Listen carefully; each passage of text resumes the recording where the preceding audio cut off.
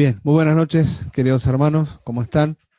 Gracias, Jorge, por todos los motivos de oración compartidos. Hay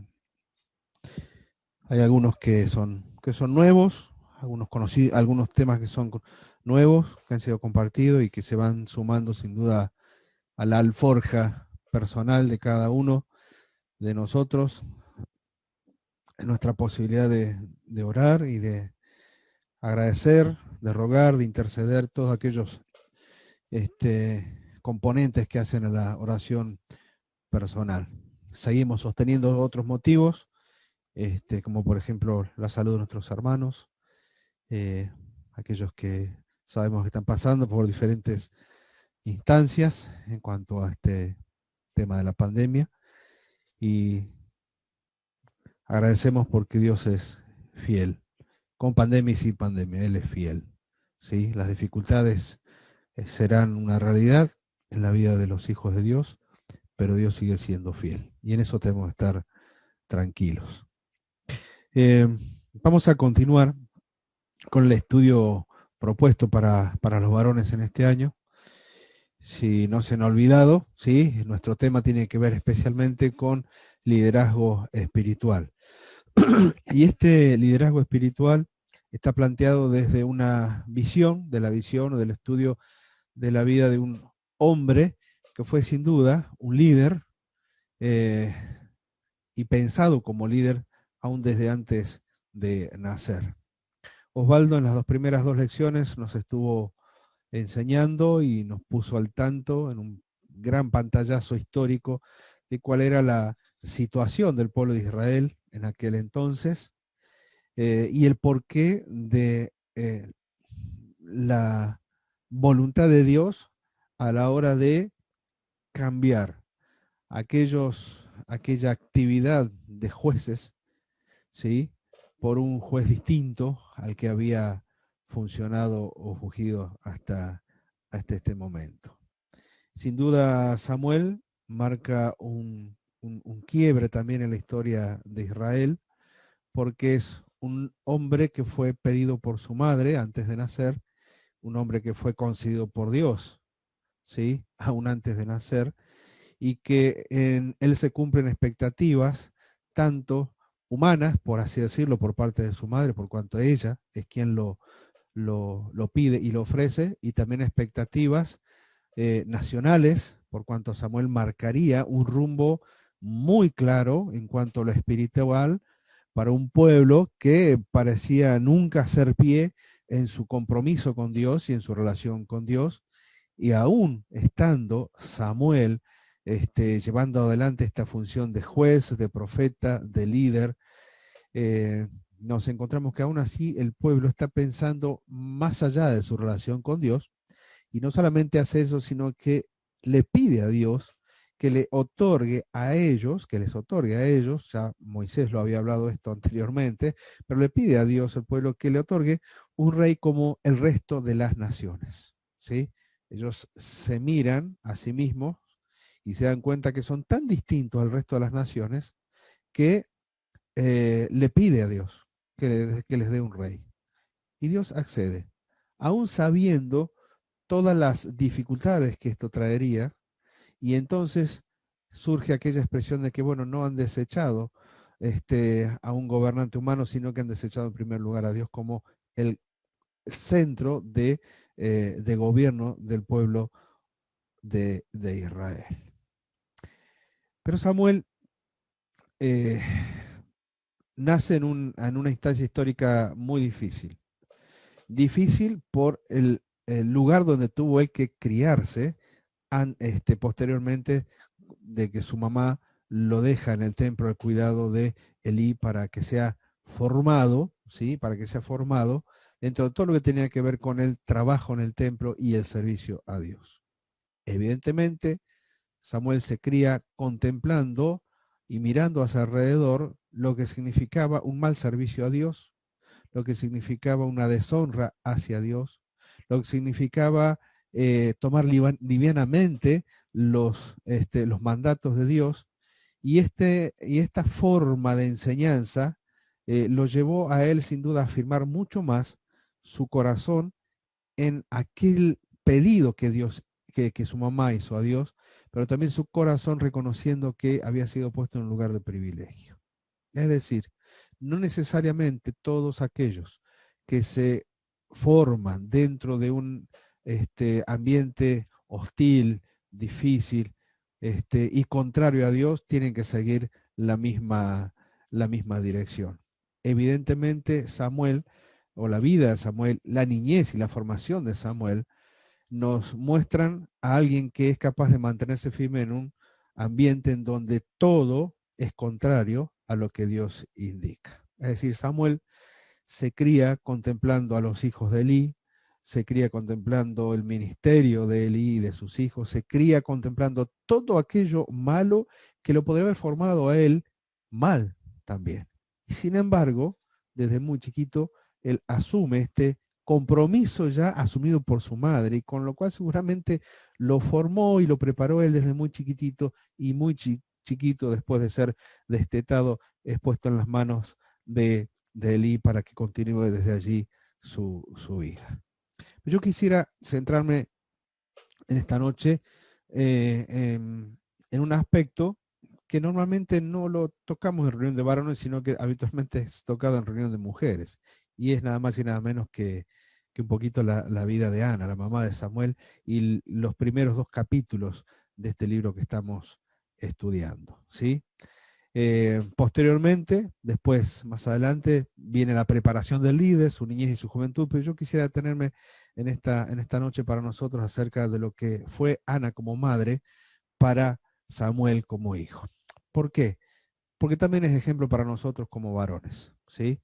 Es sabido que a veces tenemos que ser sacudidos, inclusive dentro de nuestro malentendido, nuestra mal entendida o mal comprendida y mal practicada hombría en el hogar, tenemos que ser sacudidos muchas veces, aún por nuestras propias esposas, por la vida espiritual de nuestras esposas, por la santidad de nuestras esposas, y por la dedicación de nuestras esposas, para despertarnos como varones a algo que quizás dejamos dormir o olvidamos o dejamos de lado, como es precisamente nuestra tarea, nuestra función como hombres del hogar.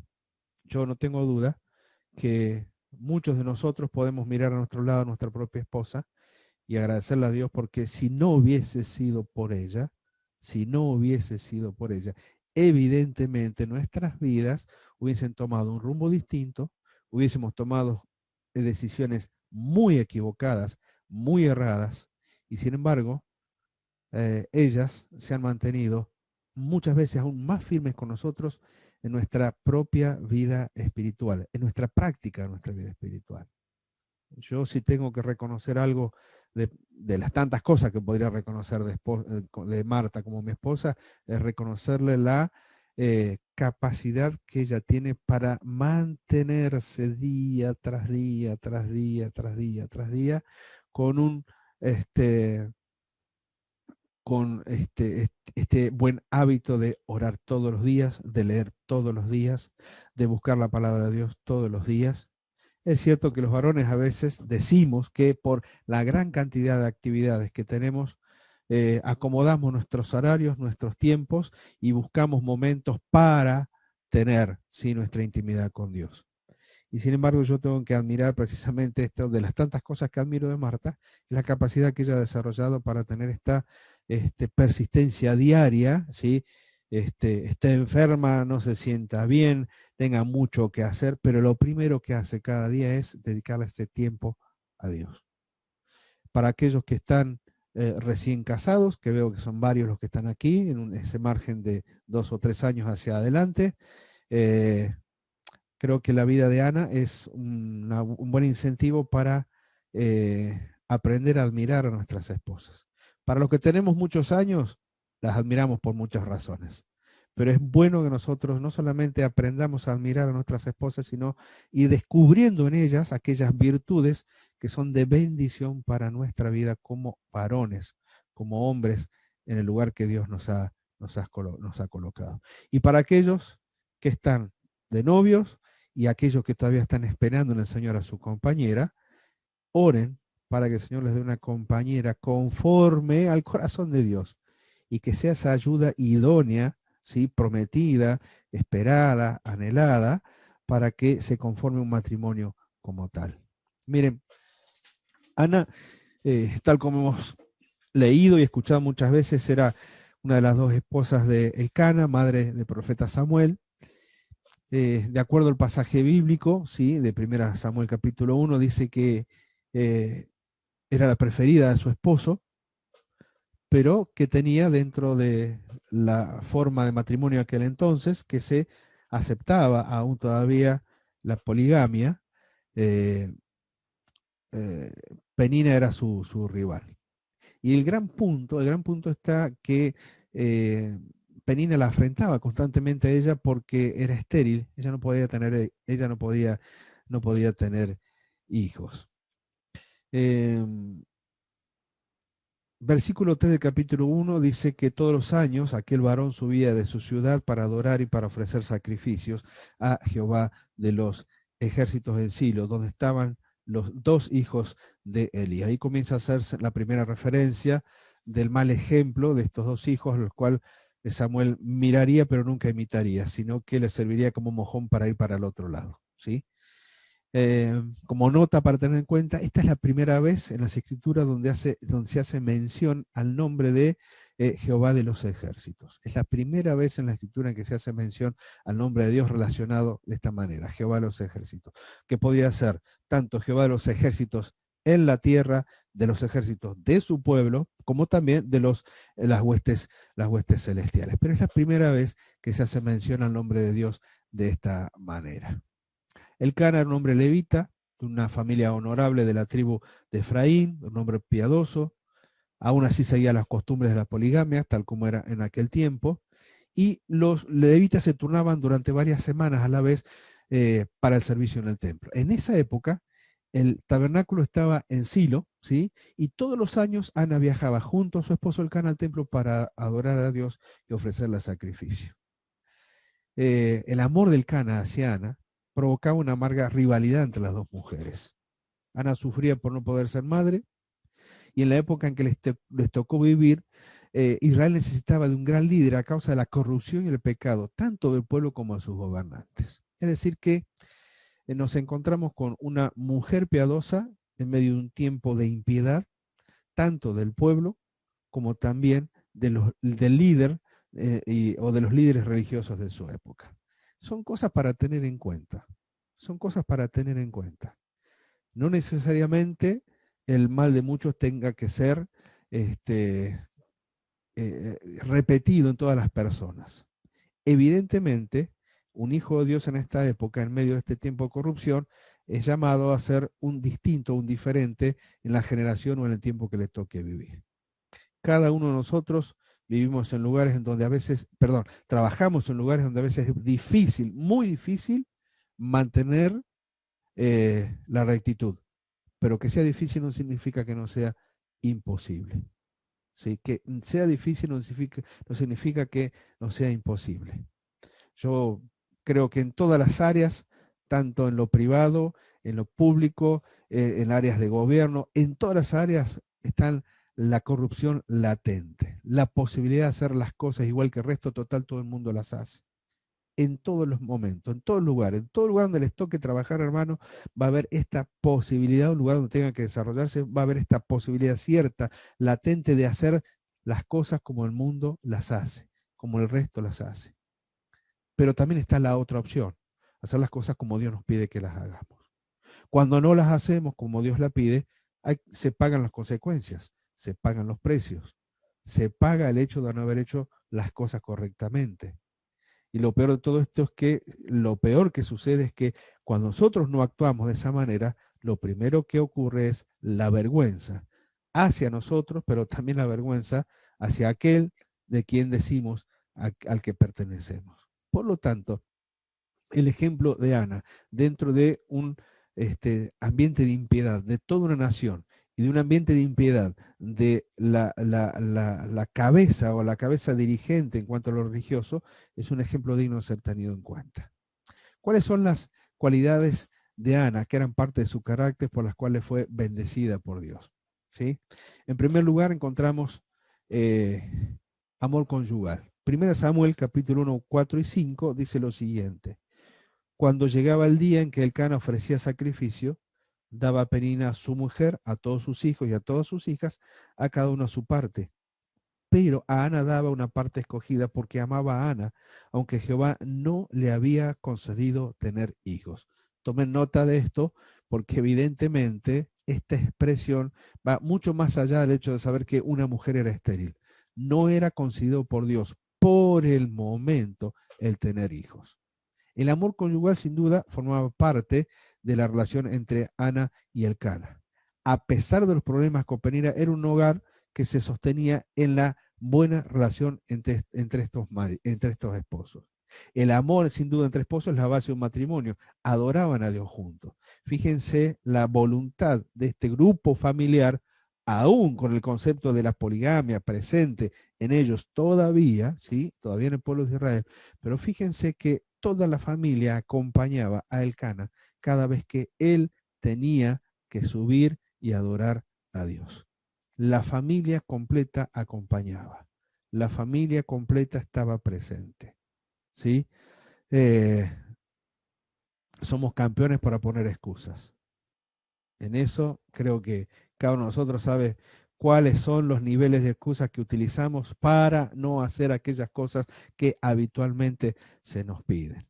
Miren, hay algo que especialmente aquellos que somos un poco más viejos y especialmente aquellos que se han creado desde chiquitos en un hogar cristiano, aquellos que rayan, ya casi rayamos los 60 años, pero hay hermanos que en esa edad han sido criados de muy chiquitos y yo siempre, no fue mi caso, ¿sí? A nivel familiar, pero yo siempre tomé nota de lo que ellos contaban.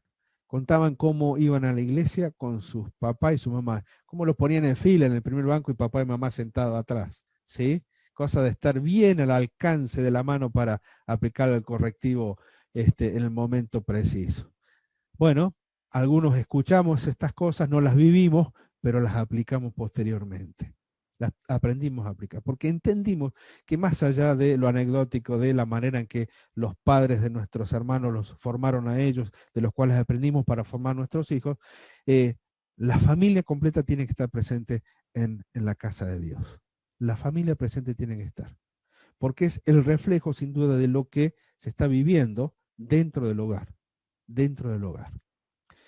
Ana no solamente tenía amor conyugal, sino que también tenía confianza total en Dios y en su poder. Porque más allá de la situación difícil que ella estaba viviendo de no tener los hijos que anhelaba tener, nunca dejó de confiar totalmente en Dios y en su poder. En tercer lugar, dedicación a su hogar y a su hijo, cuando fue bendecida con la maternidad. Porque ella crió a su hijo para el servicio de Dios con devoción. ¿Sí?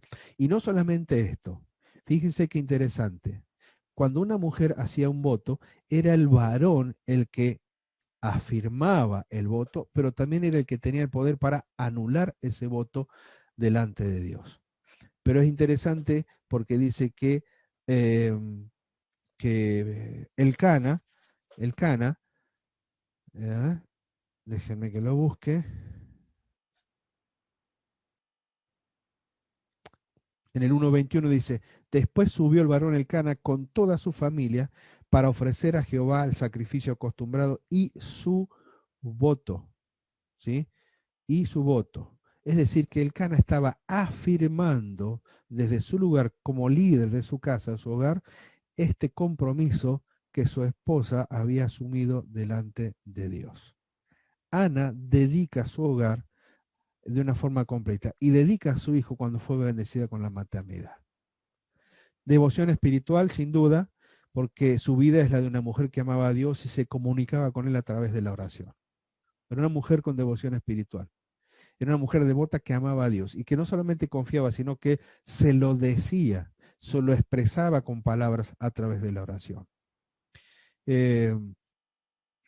Si pudiésemos hacer, no lo vamos a hacer por una cuestión de tiempo, simplemente vamos a sacar algunas cosas de la oración de Ana, es una de las grandes oraciones de la Biblia, nos vamos a dar cuenta de que ella va expresando verdades que tenían que ver con su conocimiento de Dios, con su formación, pero también con su experiencia personal con Dios.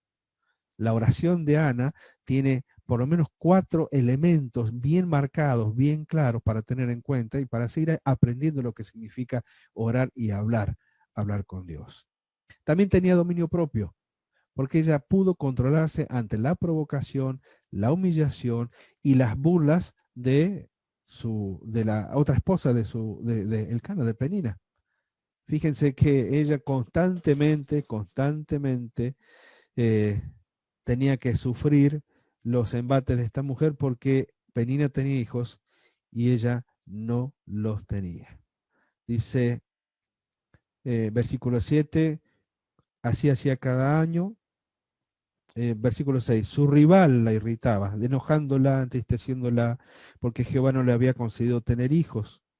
Y así hacía cada año, cuando subía a la casa de Jehová, la irritaba así, por lo cual Ana lloraba y no comía. Es decir, evidentemente había una procesión interna, pero no había una manifestación externa, ni de odio, ni de revancha, ni tampoco de respuesta al mismo nivel que Penina. Ella mantenía un dominio propio al poder controlarse ante las provocaciones. La fe es una de sus virtudes más notables. Poseedora de una fe constante e invariable, su fe firme era que Dios la convertiría en madre. Parece poco y no.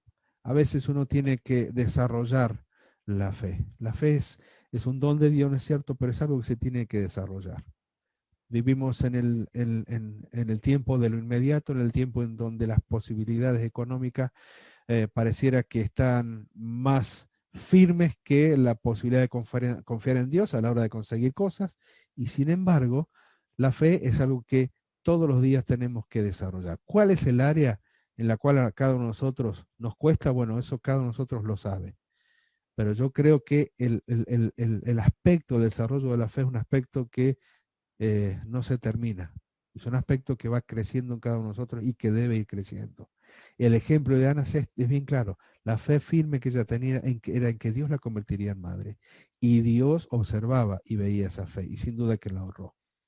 La gracia, al poner todas sus cargas ante Dios y dejar su frustración y en el altar, ella halla gracia delante de Dios.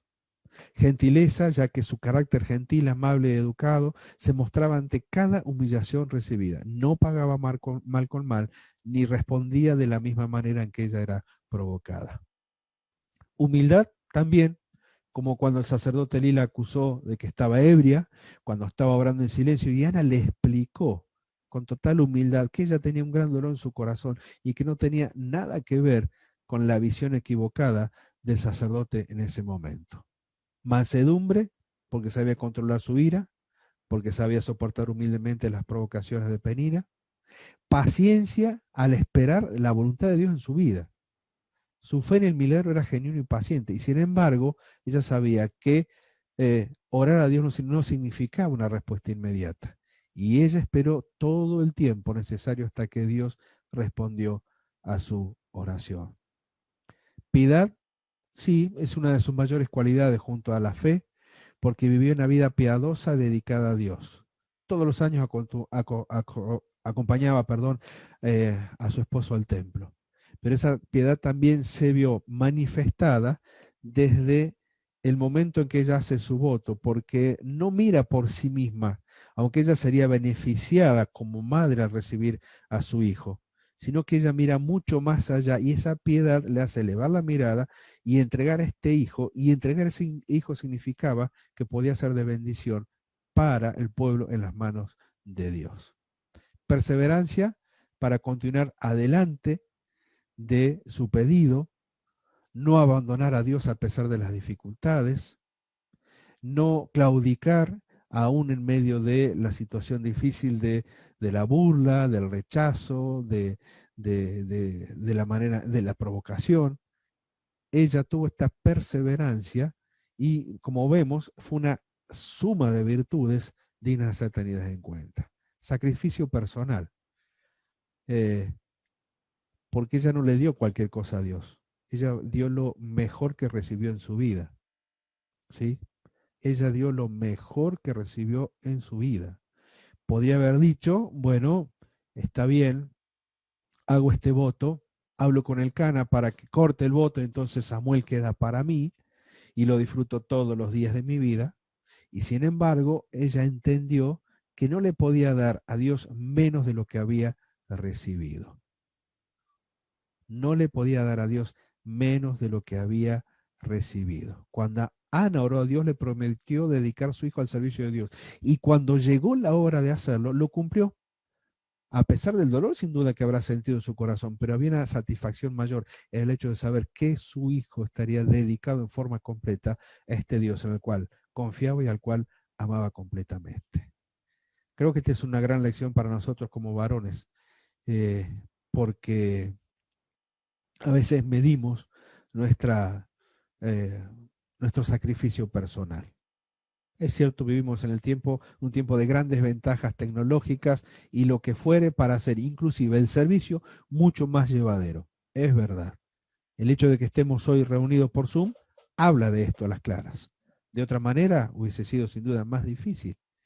Pero me pregunto si esta comodidad que nos toca vivir en este tiempo a veces no nos juega en contra a la hora de hacer sacrificios personales para Dios. Cada uno de nosotros sabemos cuándo y dónde. O si alguna vez hemos prometido algo a Dios y no lo cumplimos.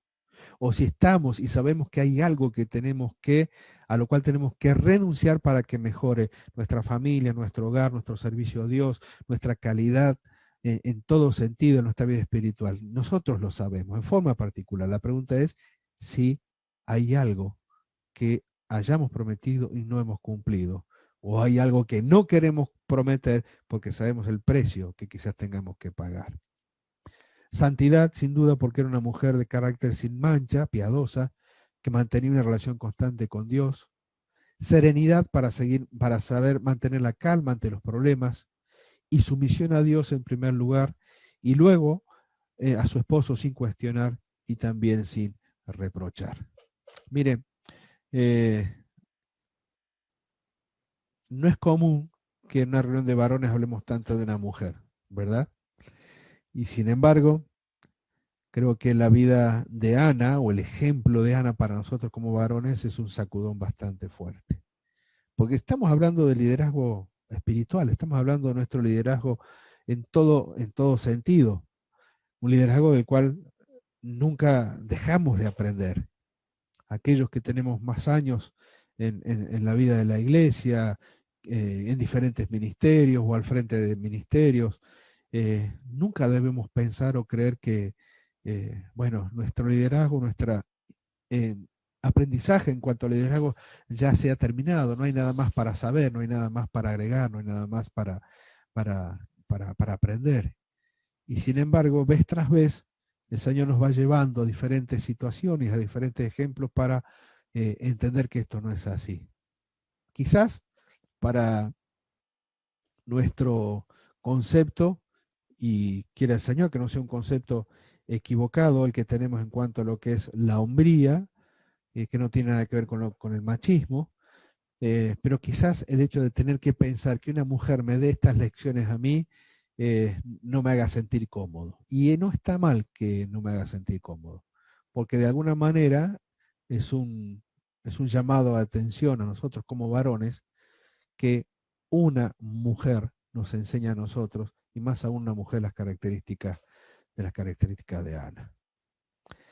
Dios escuchó la oración de Ana, recibió su milagro por el que tanto había orado cada día, quedó embarazada, dio a luz a su primer hijo Samuel, lo crió con amor, lo crió con devoción, y llegado el tiempo lo entregó a Dios para poner a su servicio, tal como lo había prometido aquel día en la oración. Primera Samuel 2:19 dice, por ejemplo, que cada año Ana hacía algo para con su hijo, no se había olvidado, no se había olvidado de él.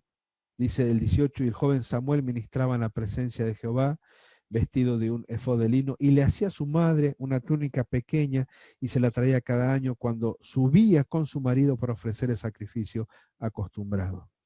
Y Elí bendijo a Elcana y a su mujer diciendo, Jehová te dé hijos de esta mujer en lugar del que pidió Jehová, y se volvieron a su casa. Y creo que fue el único acto loable de parte de Elí a lo largo de todo su ministerio y lo que hemos aprendido de él. que entendió claramente que aquel niño que estaba él, que había sido puesto a su cuidado, venía de parte de Dios. Y que por lo tanto todo el sufrimiento de esta mujer y aún el dolor que podía sentir por no verlo crecer en su casa, sino verlo crecer en el templo, y lo veía una vez al año, evidentemente de alguna manera movió el corazón de Elí y comparte esta expresión casi en forma profética y le pide y bendice a Elcana y a su mujer diciéndole, bueno, que yo veo lo que tú hiciste, Ana, reconozco, no sé si lo habrás reconocido, que se equivocó en su momento, pero yo pido esto a Dios y quiero bendecirte de esta manera. Quiero que Dios te dé más hijos. Y el versículo 21 dice, visitó Jehová a Ana y ella concibió y dio a luz 3 hijos y 2 hijas. Es decir que Dios siempre recompensa más de lo que nosotros pensamos o creemos. Ella oraba por un solo hijo y lo prometió a Dios. Y Dios no perdió de vista esta fidelidad. Y la intercesión de un profeta equivocado en muchos aspectos de su vida bastó y alcanzó para que Dios recompense a Ana y a Elcana por esta decisión que habían tomado como marido y mujer. Ana, agradecida con Dios, le dedica una oración de acción de gracias. Es un cántico de alabanza como muestra de adoración y agradecimiento por el favor recibido. Se puede dividir en cuatro aspectos, en 4 partes, y es una oración muy interesante, porque abarca algunas áreas para referenciar. Por ejemplo, los versículos 1 y 2 de esta oración, capítulo 2, versículo 1, dice, Ana oró y dijo, dice, mi corazón se regocija en Jehová, mi poder se exalta en Jehová, mi boca se ensanchó sobre mis enemigos, por cuanto me alegré en tu salvación. No hay santo como Jehová, porque no hay ninguno fuera de ti, y no hay refugio como el Dios nuestro. Fíjense qué altura de la oración de Ana. La altura nos hace recordar, evidentemente, a algunos de los salmos de David. Y evidentemente algo de esto tiene que haber sido transmitido, ¿sí? Por cuanto hay algunos salmos de David que tienen expresiones similares, ¿sí? Salmo 9:14 dice, por ejemplo, para que cuente yo todas tus alabanzas en las puertas de la hija de Sión y me goce en tu salvación.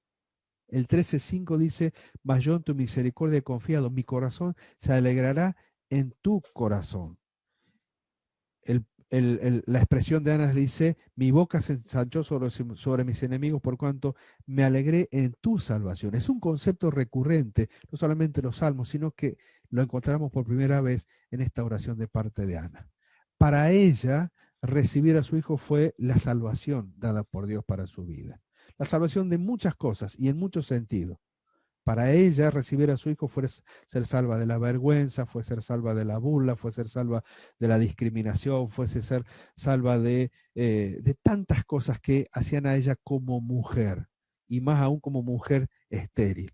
Y para ella recibir su hijo fue haber recibido directamente la salvación de parte de Dios para con ella. David toma este concepto y lo toma como un concepto digno de ser tenido en cuenta. La salvación es algo en lo cual uno se puede gozar y la salvación es buen motivo para alegrarse delante de Dios. Ana creía en la salvación de Dios y se regocijaba en ello. Ana también describe algunas verdades obvias, evidentes con forma de contraste. Por ejemplo, ella dice en 1 Samuel 2:6, el Eterno mata y él da vida. Él le hace descender al Seol y hace subir.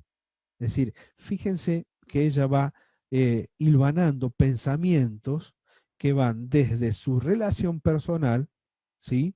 Su reacción personal a Dios, a verdades que sin duda fueron aprendidas con el correr del tiempo en forma oral por todo el pueblo de Israel y en la experiencia del pueblo de Israel. Ana está llevando en forma poética todas aquellas cosas que aprendió de Dios, no solamente por lo que le enseñaron, sino porque ella aprendió en forma personal. Por ejemplo, para aquellos que tengan la Biblia de estudio de MacArthur, él hace una división muy interesante, ¿sí?, en estos pasajes de la oración de Ana. MacArthur dice que, por ejemplo, divide en cuatro partes esta oración, y dice que ella ora al Señor por su salvación. En segundo lugar, advierte a los orgullosos de la humillación, a los que serán expuestos por parte de Dios, y quizás está pensando en Penina y en una actitud que nunca cambió de parte de ella, ¿sí? Y dice, cuidado, cuidado, orgullosos, no multipliquen las palabras de grandeza y altanería, cesen las palabras arrogantes de vuestra boca, porque Dios de todo saber es Jehová, y a Él le toca pesar las acciones. Sin duda que está pensando en sí misma y en la forma en que había sido mal juzgada por Elí. Y sin embargo, ella expone todo esto en esta oración delante de Dios. Es un testimonio bien claro de lo que vivió y de lo que Dios hizo. En tercer lugar, tenemos a Ana afirmando el fiel cuidado que el Señor tiene por todos sus santos. Dice, por ejemplo, los versículos 8 y 9, él dice, él levanta del polvo al pobre y del muladar exalta al menesteroso para hacerle sentarse con príncipe, él guarda los pies de sus santos, mas los impíos perecen en tinieblas. Es decir, ella va llevando hacia adelante su oración y está dando a conocer aquellas verdades que eran conocidas por el pueblo de Israel, pero lo manifiesta en forma de poesía. Ella creía en el poder de Dios para levantar de la tumba aún más allá de la muerte. Él hace descender al sol y hace subir, expresa. Las palabras de Ana en 1 Samuel 2.8 que leímos recién también son animadoras. Dice, Él levanta del polvo al pobre y del muladar exalta al menesteroso para hacerle sentarse con príncipes. El Salmo 113, versículo 7-9, parafrasea esta parte de la oración de Ana. Dice, Él levanta del polvo al pobre y al menesteroso alza del muladar. Evidentemente los salmos tienen también donde abrevar. La oración de Ana fue una fuente de inspiración también para otros.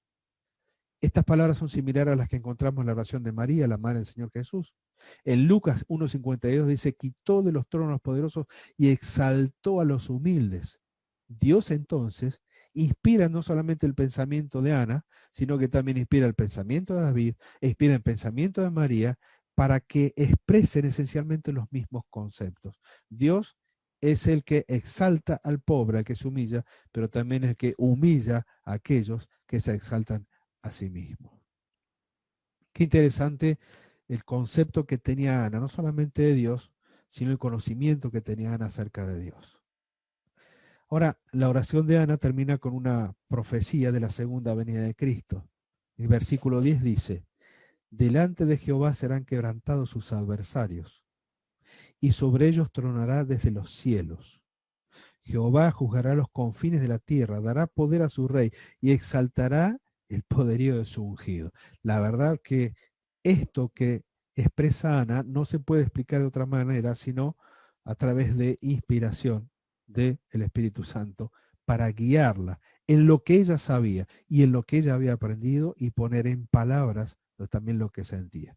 Pero está expresando palabras que van mucho más allá de su propia experiencia terrenal. Está expresando aquello que habrá de suceder sin duda mucho tiempo después. Este es un resumen muy conciso de todo lo que han dicho todos los profetas acerca de la derrota de los enemigos de Dios, el regreso de Cristo cuando venga a juzgar a la tierra y a ser exaltado. ¿Sí? Salmo 96, 13 dice, delante del Eterno que vino, porque vino a juzgar la tierra, juzgará al mundo con justicia.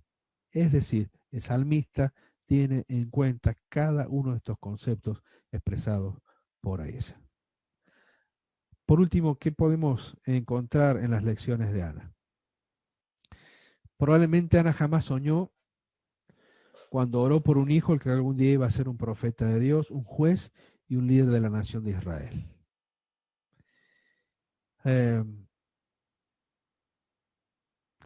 Y evidentemente ella ocupó los primeros años de ese niño no solamente para disfrutarlo como tal, sino para prepararlo como una flecha que tenía que ser lanzada hacia el futuro. Creo que esa es la principal lección que nosotros tenemos como padres. puede ser que la flecha se tuerza después. Es verdad, es cierto. Llega un momento en donde las decisiones son intensamente personales y la dirección que uno como padre puede indicarle a los hijos se transforma solamente después en indicaciones en donde los hijos aceptan o no esas indicaciones o aceptan otro tipo de indicaciones o creen que las propias son las que les sirven.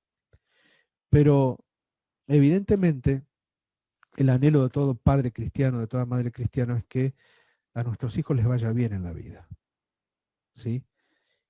Y que les vaya bien significa, bueno, que crezcan, que cumplan propósitos, que sean bendecidos, que prosperen en todo sentido, en su trabajo, si tienen que ser empleados, si tienen que ser empleadores, ya sea que tenga que trabajar en un lugar sencillo o humilde, o ya sea que tenga que estar en eminencia, ya tenga que servir o tenga que ser servido, pero como padres siempre anhelamos que sea cual fuere el ámbito donde tenga que desarrollarse, sea conforme a lo que Dios nos ha pedido que como padres les enseñemos a ellos. A veces cometemos errores como padres, a veces nos hemos equivocado.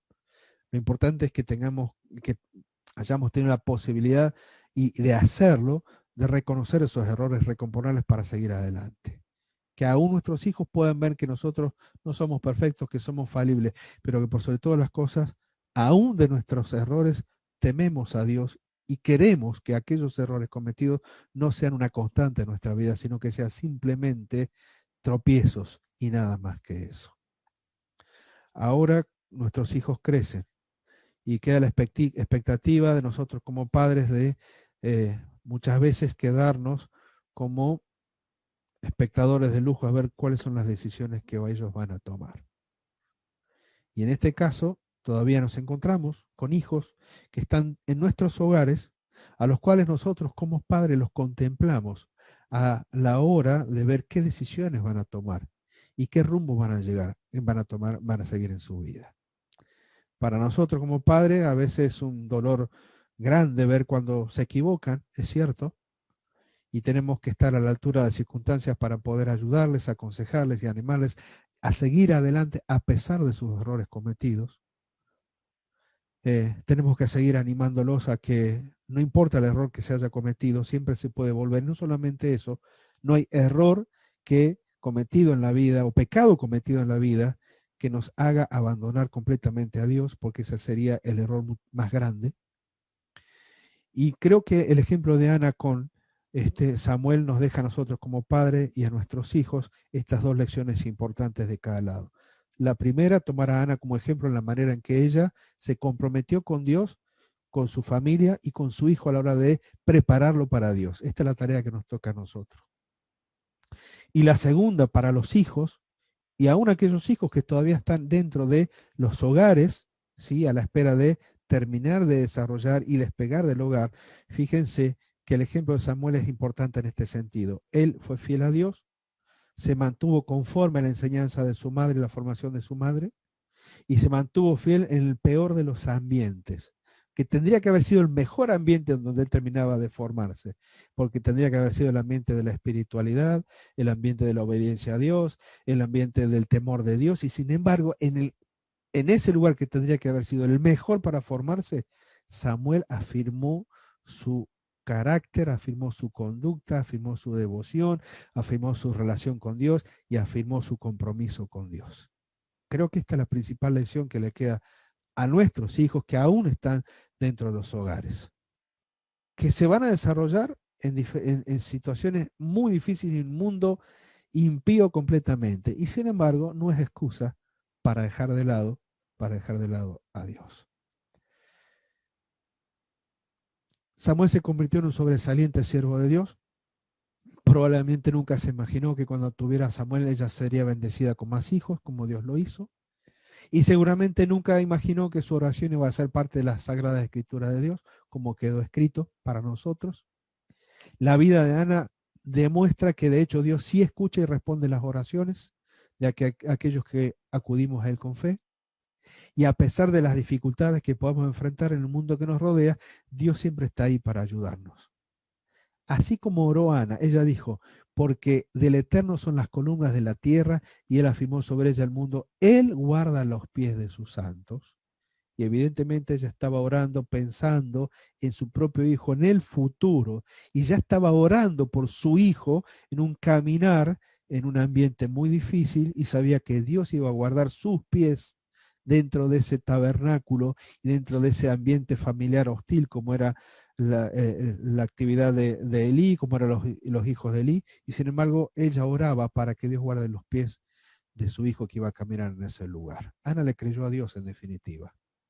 Ana le creyó a Dios y confió tanto en él que aún sin duda, escuchando todo lo que escuchaba el resto del pueblo con relación a Elí, con relación a sus hijos, todo lo mal, y sabía que su hijo estaba ahí adentro, ella estaba confiada. Porque no solamente había puesto a su hijo en las manos de Dios antes de ponerla en las manos de Elí, puso a su hijo en las manos de Dios, sino que también oró para que Dios lo cuide en todos sus caminos y en todos los pasos que tenía que dar. Ana le creyó a Dios. A nosotros nos toca hacer lo mismo. Y la verdad que la fe que ella tuvo para nosotros una lección inmensa y enorme a la hora de considerar también nuestro liderazgo como varones. Hoy nos tocó así, de esta forma, de esta manera.